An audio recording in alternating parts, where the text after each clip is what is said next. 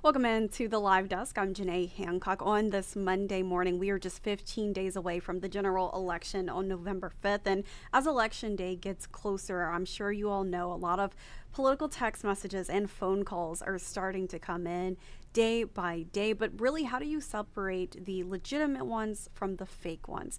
Well, the answer for that, I am joined by Josh Planos with the BBB. Josh, thank you so much for joining me here at the live desk. Let's kind of dive straight into it. What is the answer? How can people separate the legitimate from the fake?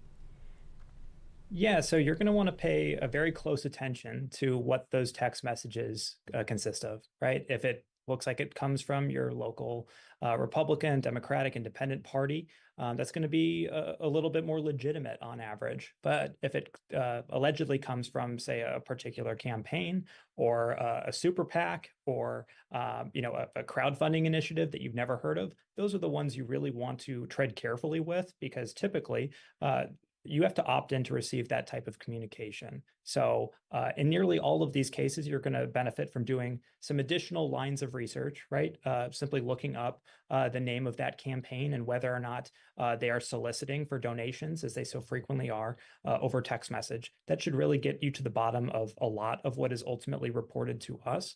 But certainly, if something comes about and you still don't have that question or that answer, rather, pick up the phone and give us a call. We'd be happy to walk you through some of those red flags to look out for and provide you with an answer. And Josh, right before this interview, I just received my first text message of the day from one of those, I should say, one of those political text messages. Are they always asking for donations or are they asking for other things as well? What are you all seeing with the BBB? Yeah, so nowadays the more sophisticated scams are looking for just general engagement. And that is incredibly challenging, particularly in the Midwest, Janae, where there's just kind of a general feeling like you want to answer the question that you're posed with in ways that maybe is less typical on the coasts. And that's generally speaking, of course. But a lot of times, what folks are really farming for with the scammers is a hot device or a hot person, right? So someone who is actually willing to engage with them in a conversation. It might not be that they are trying to perpetuate an election related scam. They might be interested in scamming in other ways or in provided targeted marketing moving forward. In just about all of these situations, it is best practice to not engage, right? Because you are giving off the sense that you can be taken, that you can be engaged with, that you can be reached, and that information is really valuable. That is like currency to a scammer in 2024. And is there a reason, as we talk about scammers in 2024, that they are leaning more towards text messages than phone calls and emails these days? Yeah, I mean they're looking for where consumers are available, right? That is the modern day marketplace is a text message, right? It used to be that, you would go to kind of a networking event and you'd shake a few hands and meet people that you could rub shoulders with and hash out a plan or a scheme. And nowadays you can scale that effort across thousands of people, hundreds of countries in a matter of seconds. And also, the vast majority of us are communicating with each other over text message or SMS based messaging tactics. So that's going to be the most likely way, right? You don't get a lot of text messages that indicate, this is likely to be fraud in the way that some of our phone carriers do flag some of those unregistered numbers or numbers that typically come up as spam. So it's a way for scammers to both reach people where they are, but also to bypass some of those roadblocks that have been incredibly effective at preventing some of the over the phone related scams that have been reported to us. No, you touch on a good point when you say with phone calls, you typically get potential scam risk that comes across. But with text messages, it's really kind of hard to tell. Is there a specific age group that these scammers are going after and targeting? I know that we will have a lot of new voters this time around, people who are now of age. So is that who they're going to be targeting the most? Really, it is cross demographic, Janae, and I know that there is some built-in advantages with a less tech sophisticated or tech savvy demographic, your senior population that scammers would of course target, and of course have a larger pool of money on average to be able to go after than say those who are just out of college, right?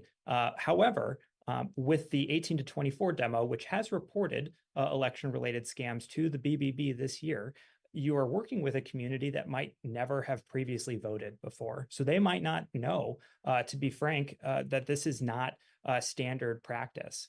Because it really is impacting everybody, right? So they might think that you're actually voting via text message, or you're actually able to cast a ballot from the comfort of your own home without going through the standard, pre or early voting policies that are in place. So that is incredibly concerning. And also with how ubiquitous things like peer-to-peer payment apps are, it's stands to reason that those who are of the younger demographic might believe that in order to fund their particular candidate of choice, it's as simple as clicking a link in a text message on their phone, because that is a real way that you can fund your candidate of choice. However, there are any number of these text messages that are being received that are not real, that are not worthy of time and consideration, and really that should be avoided.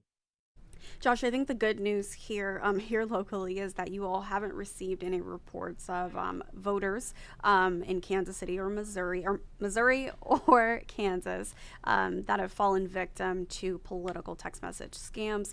But how much do people typically lose out, if you have a number for us?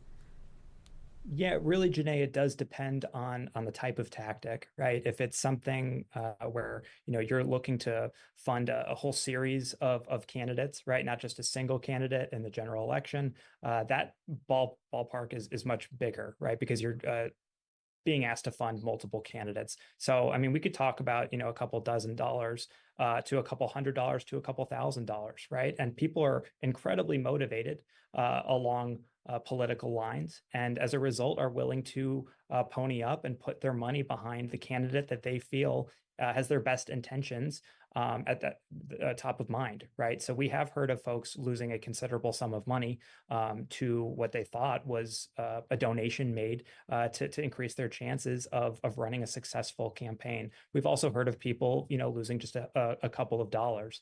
But what I would caution with there is it's not just the amount of money you're losing. If you are providing personal and payment information to a scammer, there is no telling that the scam is ending with that single transaction, right? They have all of this information on you. That information can be used to do a number of different things further down the road.